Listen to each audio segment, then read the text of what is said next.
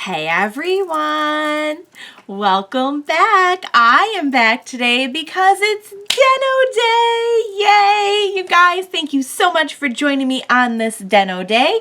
If you're joining me early today, you know what it means. It means you are one of my awesome patrons. Thank you so much, and as always, I'm sending you up those big old hugs right through that screen. And if not, still thank you for joining me today. I'm glad you're here. I do hope you'll consider supporting me that way. The link to my Patreon is going to be in the description down below. So I am very excited because I have but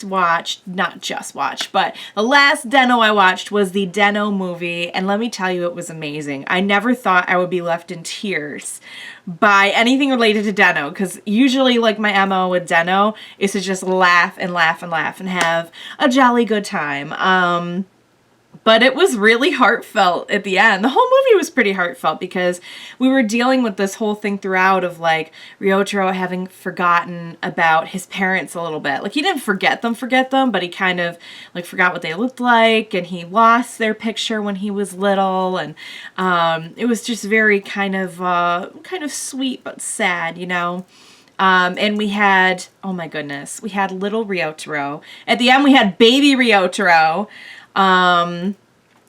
And I love the ending, the way that, because the deadliner had passed, the family in that time, when Ryotaro was a baby, he was able to, like, draw it from memory, I guess. So that was the picture that they had, in the milk dipper after that. Really, really sweet stuff.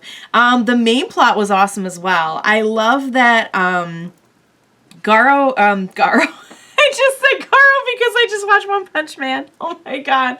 Never mind. Gao. See, they needed to make those two very, very dissimilar names in order for me to not make a slip like that. So I like that he did, just what a villain should do. Like, he was there, he was a bad guy, but like we didn't like focus on him the whole movie. I was thinking maybe going in, like we would be focusing on him a whole lot. And you know, that would kind of take up most of the movie. And what I got instead was, it was really all about our characters that we already know and love. And Gao was just kind of there to like push it along.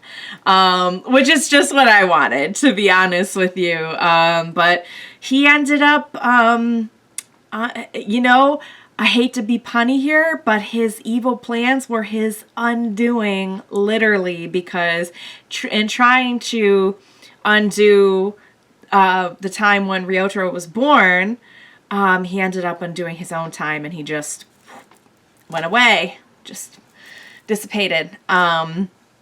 So that was the no pun intended, but the climax of the story was pretty good as well. And I just enjoyed it throughout. We had some great little historical periods. We had some great stuff with Ryotaro and little Ryotaro, and Ryotaro forgetting Momotaros, and it was just it was a really fun time. It was great, and it literally did pick up where the episode left off, like with the jewel thieves and everything. Like, I thought, okay, well, this is going to be like a segue. We'll focus on like Gao and everything in the movie. But I didn't realize, like, no, I mean, they were wearing their same clothes and everything from episode 27.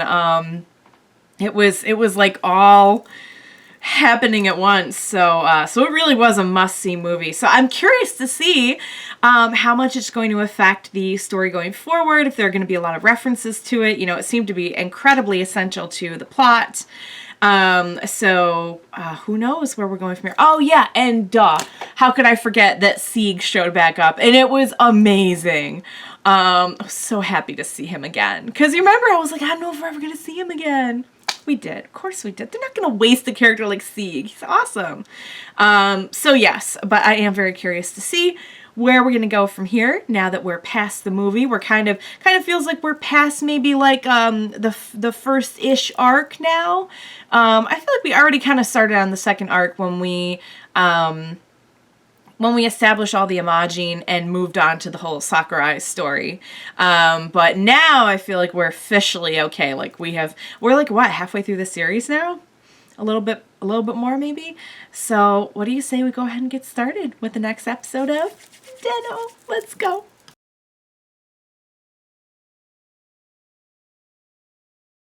All right, you guys, let's talk about that episode. That was so good. Oh my God, they had me going there for a moment. And I've seen like other Den-O stuff, so I knew they couldn't really be gone.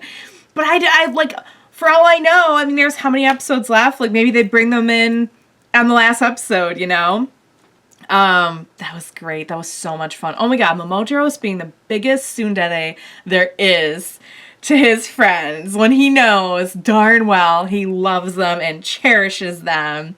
It was so sad when they were like saying goodbye. So if I'm understanding this correctly, when they brought all the different versions of Ryotaro to the past and they were transformed as all the different Imagin, the one that came back was the Momotaros, the Ryotaro. There's so many Taros. Was the Ryotaro that had like bonded with Momotaros. But all the other ones like disappeared. And so the other Imagin that they were connected to started to disappear along with them. But because of Ryotaro and his wonderful imagination and his ultimate good boyness, was able to imagine them back. And now he has an upgrade. Oh my God. That is such a beautiful upgrade. So I've seen the phone, and I'm like, I knew it was from Den-O, because it says like Den-O on it, but I was wondering, I'm like, because I feel like usually, yeah, we do get like different things like throughout a series, but like usually it's just like the form that changes a lot, and not like the actual, you know. But that was cool having like a brand new way to henshin. So they're all back. But if he wants to use them now though, as Den-O, he has to use the phone, right? Or can he just like use them on the belt again and press the different buttons? I'm not sure. But that was great. I loved it. And I love that like we had kind of a weird start with all of the Imagin, and I didn't know what to make of all of them at first, except for maybe like Kintaros, because he always seemed like a decent dude. But this episode just really brought it all together that like, yeah, we as the audience love them too now, you know, like you might not always like be on board with them, but like they're a part of us. Like you can't get rid of them. And Ryotaro felt the same way, my poor baby boy, trying to exercise his little heart out, thinking he'd get stronger and be able to hold on to them. Poor sweetheart. But in the end, it was a different kind of strength of his that brought them back. The strength of his heart.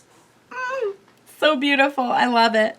So that was great. And yes, again, like just really picked up where the movie left off. So great stuff, you guys. Another good one. They had me scared there for a minute, but overall it was fun. It was great. We got a new form. We got a new little phone thingy for our henshin sequences. Very excited to see what happens next. We are now almost in the 30s of this show, so it's crazy to think like how far we've come, but yet we still have a ways to go. So, all right, you guys, I love that episode. I hope you enjoyed watching it along with me. Please be sure to join me next time, and we will watch it together. Bye for now, guys.